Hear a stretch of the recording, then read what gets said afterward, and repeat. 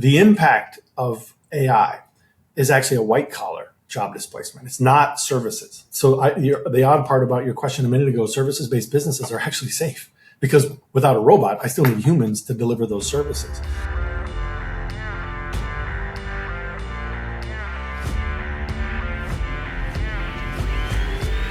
Hey everybody, welcome to the Going Beyond the Deal podcast. I'm your host, J. Michael Fischer Jr.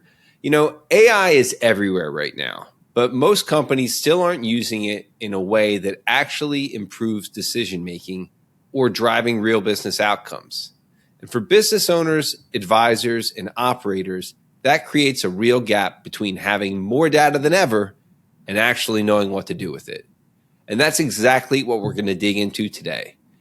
I'm joined by Keith Zubchevich, CEO of Conviva, a company focused on helping businesses leverage data and AI to better understand the customer experience and ultimately drive better decisions. Keith, it's great to have you on today. Great. Thanks for having me. Very exciting times. Great topic, by the way. Very big topic. Well, you know, the thing is, man, it's like there's AI is the buzzword, right? Everybody's talking about AI. But what really was appealing to me about speaking to you is I love how we're talking about it in terms of the customer experience.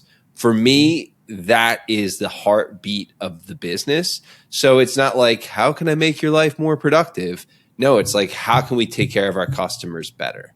So yes. To start, can you give me a little bit of context on your background and what kind of led you into this space?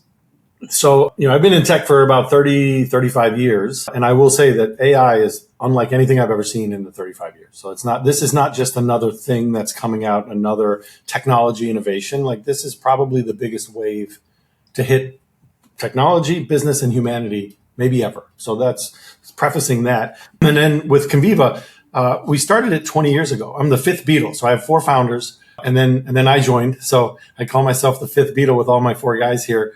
So we founded the business based on measuring any business on the internet. We really believe that as you move a business to the internet, it can now be measured in ways you couldn't do brick and mortar, you couldn't do traditional businesses. So that was the premise behind it. And then we picked video because we said, well, if you're going to measure something on the internet, and experience is what we were saying you could measure, both business performance, but also how are you performing with your technology for your consumers, we picked video. Very fortuitously, because then streaming came out. So we actually picked measuring video before the streaming wars broke out. We just knew that people delivering video on the internet was going to need to have high quality experience, and we could help them do that. Again, Can I just interject real quick? So, I mean, what was the thing that led you to go for video before it became that thing? I mean, foresight. I mean, what was it about it that made you like kind of dive in there? Yeah, it was experience centric. Because when we talk about experience and measuring a business, it's not just did somebody buy something. The transaction of a business is actually super easy. It's not even hard. Like you're just collecting whether somebody purchased. Our premise was you measure someone's experience with your business. Very similar if you walk into Nordstrom and you walk in the store, that's an experience. And you're buying things based on where they're organized, where they're set up, whether somebody comes and helps you or not. It's the same thing in the digital world. So we started by basically saying digital businesses are going to have to understand their consumer experiences as they're engaging with the business, just like brick and mortar. No difference. If somebody has a bad experience in your app or product or website, it's the equivalent of them having a bad experience in your store. And so that's why when we said measuring that experience, it was going to be critical to business. And we chose video because, man, what more experience-centric measurement can you do? Because the human eyes could see low quality. The human eyes could see buffering. So we picked a very experience-sensitive market, and we started measuring .com video. It really wasn't, like I said, streaming. So we just started measuring video to prove our tech, to prove what we were saying, that you could see in real time how somebody's video experience was happening and that you could make adjustments. And then, like I said, in business, rather be lucky than good any day. Then the next thing you know, streaming starts coming out. Netflix converts from DVD to streaming. All these massive broadcasters had to launch streaming products, and we were right there to do it. So we built this massive business measuring the experience of Disney Plus, the experience of Hulu, the experience of ESPN as they were delivering video, and making sure that the viewer's experience was optimized so that they would be able to get more engagement, sell more ads, renew subscriptions, all the things that drive business, but it's really determined by the viewer experience. So, and we did that for a very long time. And now we're looking at the next wave of Conviva, which is actually probably bigger than the first, which is agentic. Now you have an agent that's talking to a consumer, just like a video player serving video to a viewer. It's going to be really important for businesses to understand what is that consumer experience on the other side of that agent. Because to say you've launched the agent and to watch people actually get to an outcome is not the right measurement. What you really want to measure is what was the experience in that conversation with the agent? Was it helpful? Was it frustration? Was it complicated? Was it wrong, right? Or was it efficient, right? Did I engage with an agent and it got me what I wanted and I'm happy and I'm coming back? So let me ask you a question. When you say agent, right? I mean, you and I have been through, it's funny, you're talking about the internet, like I remember like video originally on the internet, it's like, okay, buffering. And then now it's just, whatever you want. I always test like how my internet is like by, if I could just turn on the YouTube and it's going to go right on. Mm-hmm. Now, when you talk about speaking with an agent, I have a lot of friends that are in the space now. I've focused my career on, corporate finance and banking, and people are talking about actually having potential bankers, AI bankers, to be able to facilitate transactions. When you talk about an agent, are we talking about a typical chatbot? Are we talking about you're looking at someone that looks like you and I talking across the screen? It is the equivalent of an automated human, right? It is a full-on conversation. A great agent, you can't tell the difference if it's a human typing back with you or an autonomous agent. That's when it's a good agent. And by the way, you highlighted something a minute ago that's really important. In our world, there's two types of agents. And it's really important for people to understand the distinction because everybody says AI in general and they say agentic in general. Yeah. But there's actually two different types of agents in the world. One is an enterprise agent, workflow agent. That's where you see people internally, like my teams. I've converted my entire engineering and product team to build pods. And they are building on an agent. So the code, Copilot, so Claude Code. You have an agent that's helping engineering write code. Or I have my sales ops team who has agents running queries on Salesforce data, invoicing data, usage data.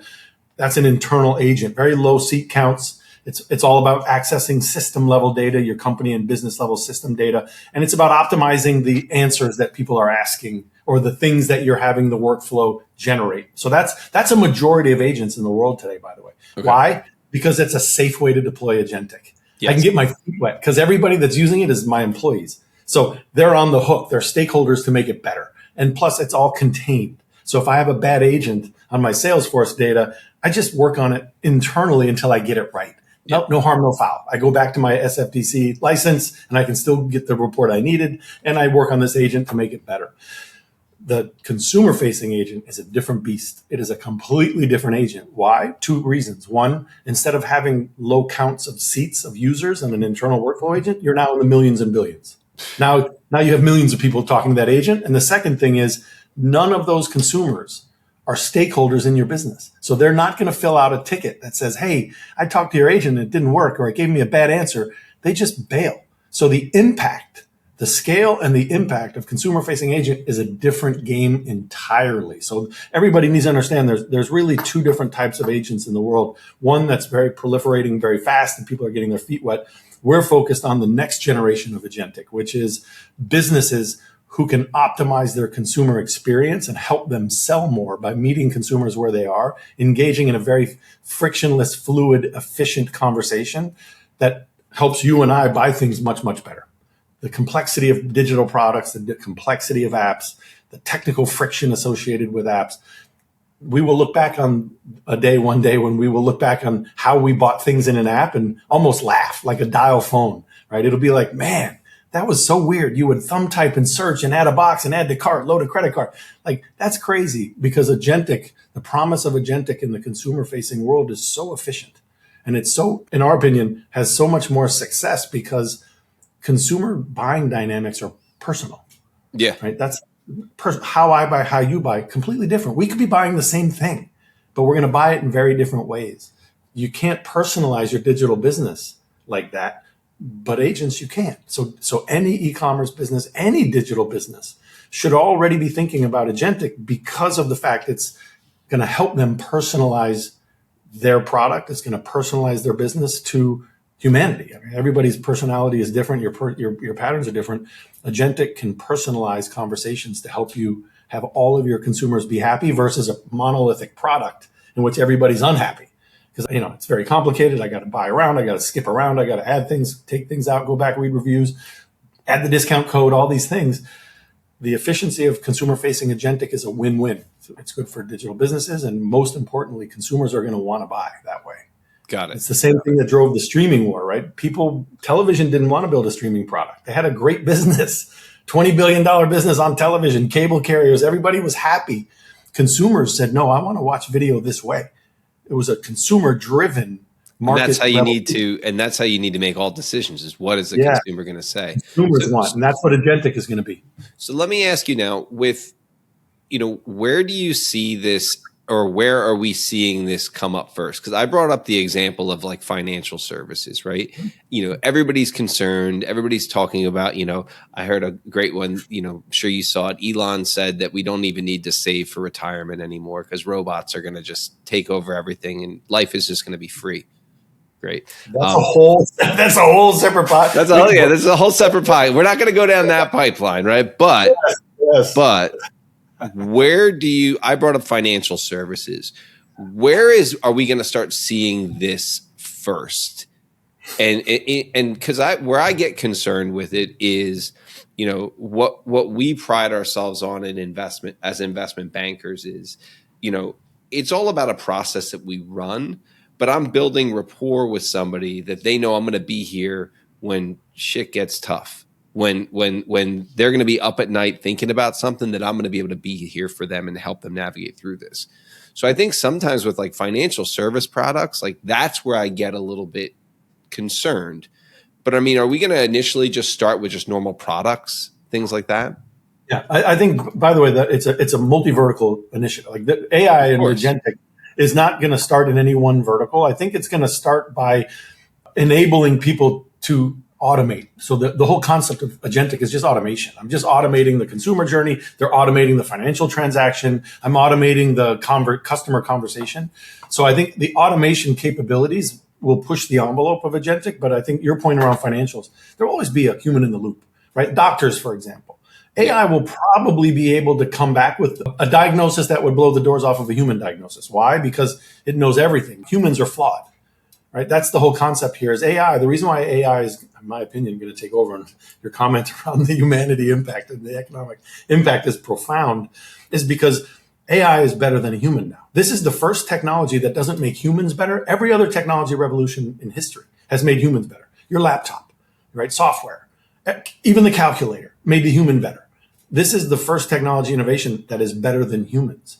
Your laptop is now smarter than you, more productive than you, without you even touching it. So this is a leapfrog moment in which humans will always need to be in the loop, but the reality is AI is better than any human at anything.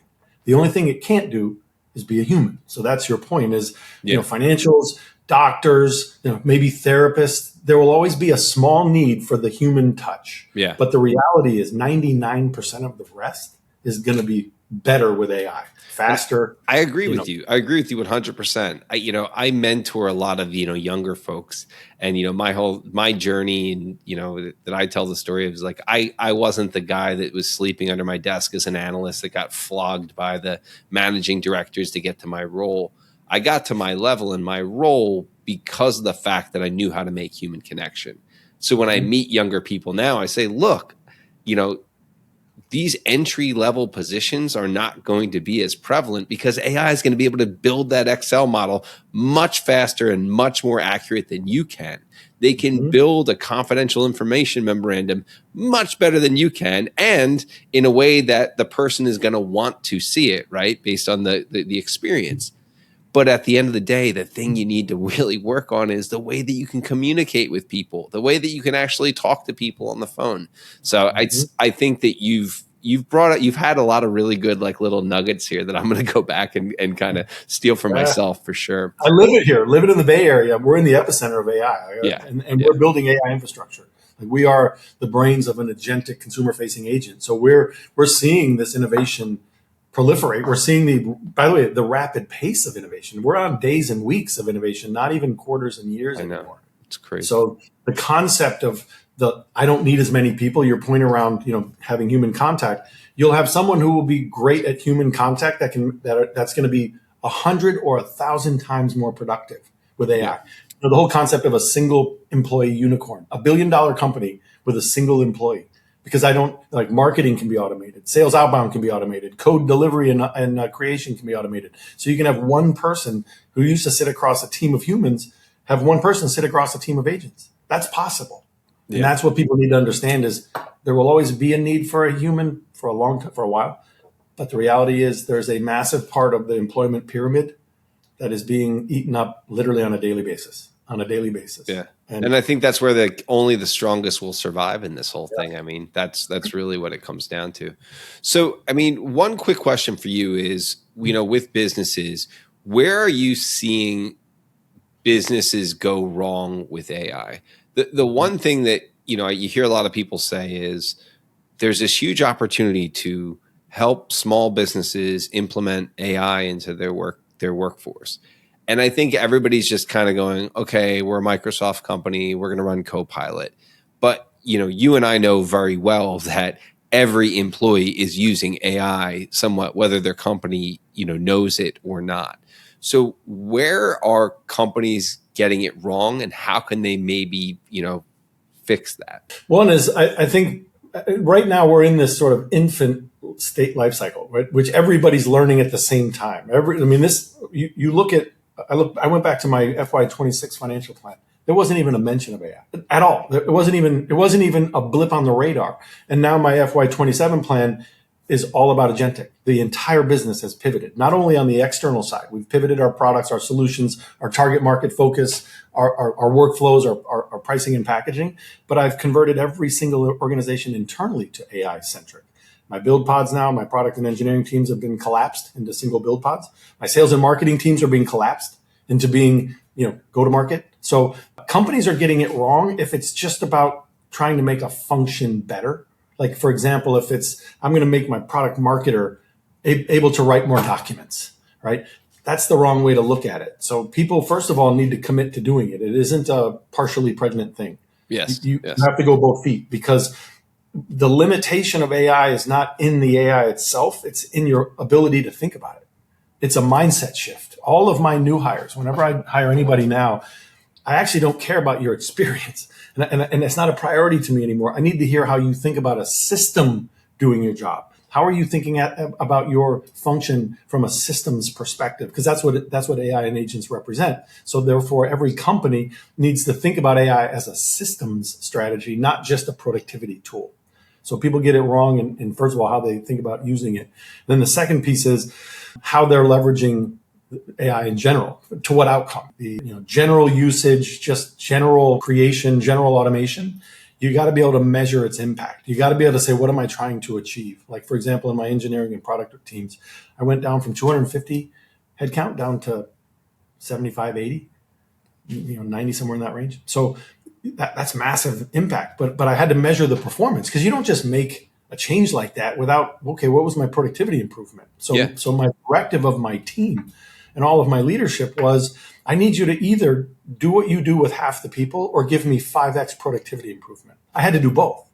Because if you just said, hey, use AI, why am I doing this? I'm actually going to use it. And I'm just going to do the same things, maybe a little faster. You got to be able to set the outcome that you're trying to get to. And in my case, it was half the number of people to do the same amount of things you do today, or give me the same number of people doing 5x, not, 50%. We're talking 500% more outcome and more productivity.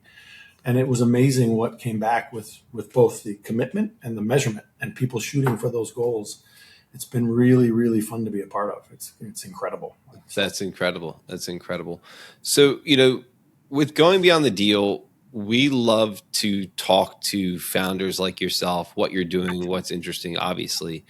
But, our listener base is professionals, it's founders and family-owned businesses. The one thing that I always want to do with this podcast is let's get some really practical takeaways for people, right? And, also give you the opportunity to speak to them directly to say like how Conviva could, help them in what they do. So if someone's listening to the podcast and running a business, right now, what are 2 to 3 things they should be doing differently when it comes to using data and AI effectively? I'll speak to the consumer-facing side. So people that we're talking to in the sort of the innovation and the new strategy that we're driving is really around taking digital businesses and converting them to the agentic era. And I'm not talking about, inventory systems running an agent. Like I'm not talking about the internal workflow agentic pieces, which are good and everybody should do it. It's, it's the easiest and safest place to do it. But the thing that we're driving is just like in the streaming wars, people's consumers are going to want to buy from agentic, period. And if they're not going to buy from the business owner, they're going to start searching at ChatGPT. They're going to start the personal agent market is picking up and taking off. And Google, for example, right? They launched their UCP. They're launching agents to own the consumer, right? Just like Google search. No different. They're going to launch an agent I will search through and shop through. It will become my personal assistant. Well, if I'm a digital business and I let that happen, then I'm wholesale. I immediately go from a retail business or an e-commerce business to an inventory system. I'm now wholesale because that thing owns the consumer and it's just going to send me a notification. Hey, I need this pair of Jordans, size 11 and a half. I need you to send me to Palo Alto. As a business, I've lost all my intelligence. So every digital business should immediately start thinking about your core IP is your consumers. What are my consumer behavior patterns? How do consumers buy from me? Not just what. Because you'll still keep that when somebody steals your consumer intelligence and owns the consumer transaction. Our advocacy with any digital business is understand your consumer behavior patterns of how they buy everything from you. That's step one. And you can do that in your digital products today. So we collect that as our step one. We collect the full behavior patterns of every segment and dimension and outcome, dollars, product, segment type, all the intelligence that you need, essentially your business. Then we advocate start to build an agent. So take all of that behavior data and start to tune an agent that now knows your consumer base better than anybody else. Every digital business's consumer behavior patterns are like your fingerprint. Every business's consumers' expectations are different. For example, my expectations on United as a global services member, very different than Nike, very different than Starbucks. Same person, but my expectations are different on the digital business. So it's important for each one of those businesses to know my personal expectations of you. And every digital business is the same. Every business's consumers have very specific expectations. Know those expectations and then start to tune and deliver an agent that basically, and I'll put it in your business. You talked about making human contact. When the agent market really picks up and people start buying from agents, it's just like a human. Back to your point around human contact is still really important because I need to feel good. I need to feel like you hear me. You know me. Well, now, if you take those patterns and you load it into an agent, your agent will know your consumers better than anybody else. So if I go somewhere else and I want to buy something and I go to a cold start agent, it's going to be like, hi, what do you want? But if I come to a business that knows me, it says, hey, Keith, how are you? How did those shoes work out that you bought last time? Hey, did you notice the new version of the Jordans just dropped? You want to take a look at them? Now it's very personal. Yeah. That's a different experience than the cold, sort of structured, tell me what you want, tell me how you want it, tell me what price, you got a coupon code, like that'll be a bad experience. Yeah. So I just wonder if you just hire, you just create the personal shopper that knows me for me and then finds me the best deal, That's it. That's what we would do in a digital business. That is exactly what we would do. Now, the personal agent people are trying to build that at a highest level, right? Because they want to own every consumer. But every digital business should not concede that to those people because you're losing so much and you no longer have any contact with your consumer base. You want to maintain that consumer intimacy, we call it, right? The ability for there to be a relationship. And that relationship is going to be based on you knowing my patterns. You know how I want to buy and you make my experience with you super efficient. Like you probably have financial customers that want to talk for 30 minutes. And you go into that mindset because they want to talk for 30 minutes. You maybe have other customers that that want to talk for 2 minutes. And I got to be quick. Now, you flip those and you start trying to talk for 30 minutes to somebody who wants to talk too, that's frustration. Yeah. Conversely, if somebody wants to talk for 30 minutes and you're rushing them, that's a bad experience. So that's the same with an agent. is the digital business need to understand those behavior patterns, load them into the agent, and then build that autonomous AI relationship with a consumer base. And that is what I believe is what is going to separate the winners and the losers in any digital business. This, like I said, is not a vertical thing. This is every digital business is going to be affected. I mean, but I guess my question for you then is where, how could this be applicable to the, average, Main Street business? I mean, is this something that they could do? And I say what I like to call is like old economy businesses, right? Mm-hmm. Businesses like roofers, plumbers, things like that. I mean, is there a way that they could start leveraging that? Yeah, I met a real estate agent that basically runs all of their marketing, all of their outbound, and runs a ton of reports on listings and what's happening with prices, mm-hmm. all behind the scenes. And then they're still a services-based business. He still is, goes and meets people, does tours of homes. Obviously, agents will never be able to give a tour of a home. That'll never happen until robots come out anyway. So anyway, yeah, any sort of what I would consider to be a services-based business, human service-based business, should be thinking about how they can leverage agentic in both maybe marketing, sales, internal operations, research, right, analytics agents. Those are the big pieces that, again, turn a single human into a much more productive, much more successful, much more effective performance. So that's why there's two different levels. If you can't deploy an agent to talk to your consumers, build agentic systems that help you be a better human contact person. Yeah, to understand your client more. Mm-hmm. Yeah, yep. That's really that's very, very interesting. So, if you're a business owner or advising a business, like outside of this stuff, what's the one thing that's going to really separate the winners and the losers? I mean, is it just being able to have these, these kind of things? I mean, we need to start thinking about this now.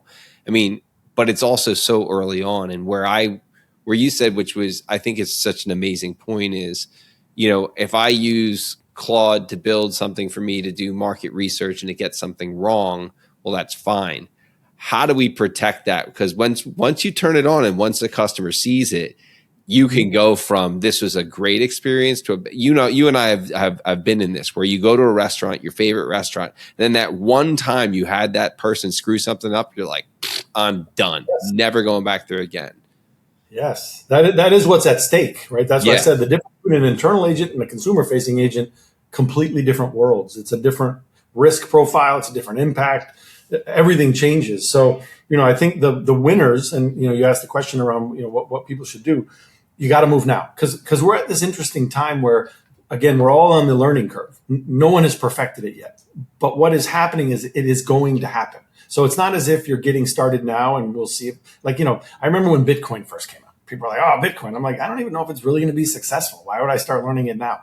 This is different than that. This is going to be successful. This is going to be reality for every business, both internally. Optimizing your workflows and optimizing your business processes is going to be the competitive differentiator. Your competitors will be able to do 10 times more with 10% of the people. As a business, you can't compete with that. You think about that. 10 times more business at 90% cost reduction, game over. That's what's coming. Same on the consumer-facing side. Consumers are going to want to buy from an agent if it's in the digital world. So you got to prepare for that day.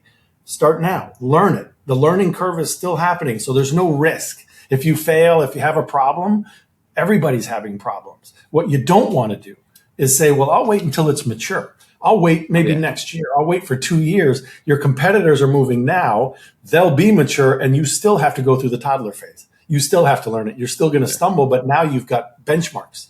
Your competitors are optimized already, and you're struggling. So struggle while everybody struggles. Don't wait until your competitors have got a 2-year head start on you and you can't catch up. But I got to flip the script on you, right? And I don't want to be that guy, right? We're living like we got this kind of K-shape going right now. Yeah. We're talking about reducing headcount, getting, minimizing expenses from an HR standpoint. If people don't have the money though, because they can't find the jobs, then who is going to buy the products? Now, I said that's another podcast. So that's the Elon Musk comment, by the way. So I'm an economics sociology, right? Economics major, sociology minor.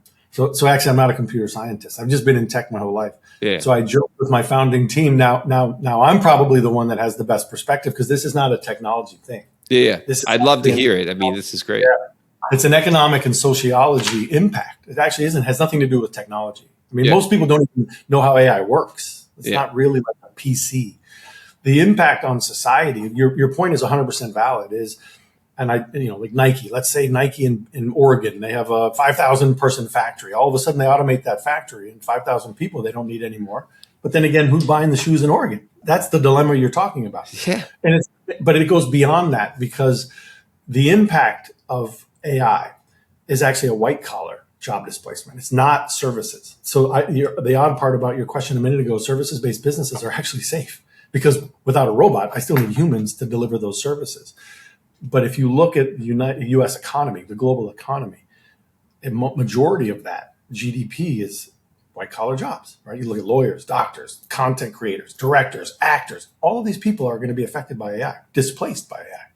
So the question I think that we have to ask ourselves as a society, and my wife always tells me at dinners, can you kind of dial that back a little bit? Like that's a bad dinner conversation, but I feel like Noah. I feel like, hey, this is coming. This is not a if, it's not a maybe. It's coming. It's happening all the time. You look at the software engineering displacement in the Valley right now. You're seeing it every day. Like software engineers are just being laid off. Well, where do they go to get a job? There isn't another software engineering job because it's displacing all software engineers. Then you move up into consultants, you move up into analytics people, you move up into, lawyers, like anything that you can ask AI a question on and it comes back. There's probably a white collar job that does that today. Yeah. Now, hey, I don't need that anymore. So you think about, I had a therapist for 25 years. He retired and I use AI and it's amazing how high quality it is. It's a very different thing, but the reality is it's better. So my point in the preparation, because again, back to my Noah comment, the rain is coming. AI is going to impact every piece of society and humanity. That's why I said it's actually a humanity impact. And I have strong opinions on where that goes. I have my own sort of playing it forward in a 5 to 10 year continuum in which, there's I'll tell you this, the split is utopian, dystopian, right? That's the fork in the road. It's either, because on one side, and I'll give you the utopian version, massive, sort of white collar displacement. The economy completely changes. That's Elon Musk's position. How many people have drug addictions and alcoholism and depression because of capitalism? Right? I have to go get in the car. I sit in traffic and, I have to go earn money. And I look at my neighbor's got a big house. I don't have a big house. I want that new car. I can't afford it. So the utopian version is, man, what about the day when AI just does everything and we're just consumers, right? So that's actually not a bad thing because the stresses and pressures of society are sort of removed. The dystopian version is, how does society react to a day that, tens of thousands and hundreds of thousands of white collar people are unemployed? And the economy starts to really change in a not positive way. Yeah. So anyway, so like I said, I'm being very guarded in what I'm saying because I do think that is a major topic people need to talk about. It's not just about optimizing business cost basis and automating workflows and then ultimately meeting consumers and selling more goods. That's the here and now decisions businesses have to make.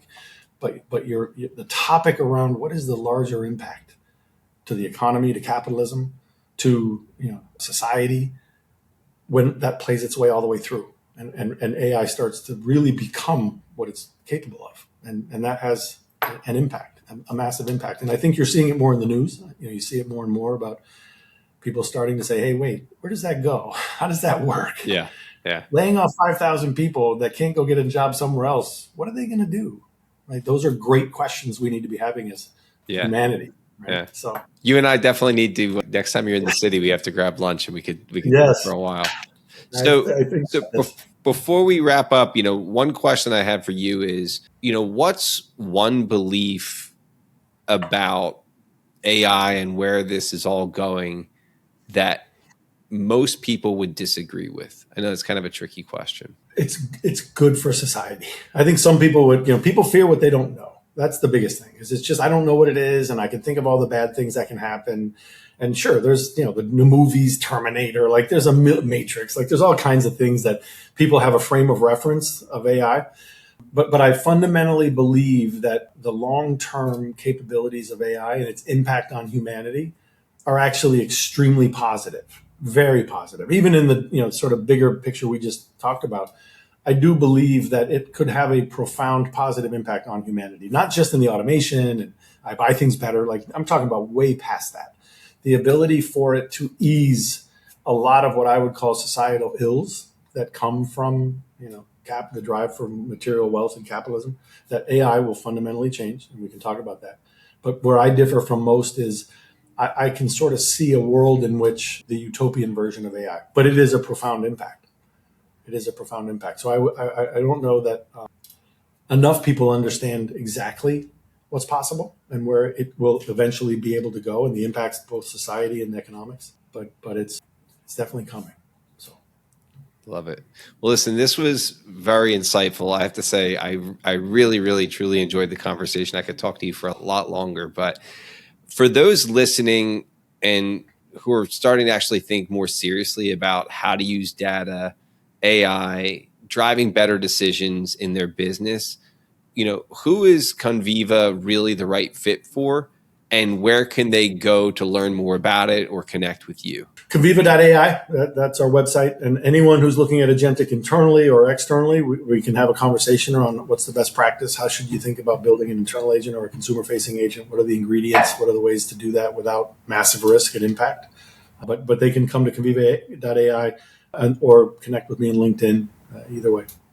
Awesome. And listen, for anyone that is listening today, if you're a business owner or an operator thinking about how these kind of decisions impact your business, whether it's growth, capital, or long-term strategy, that's exactly the kind of conversations that we have at DBD every day.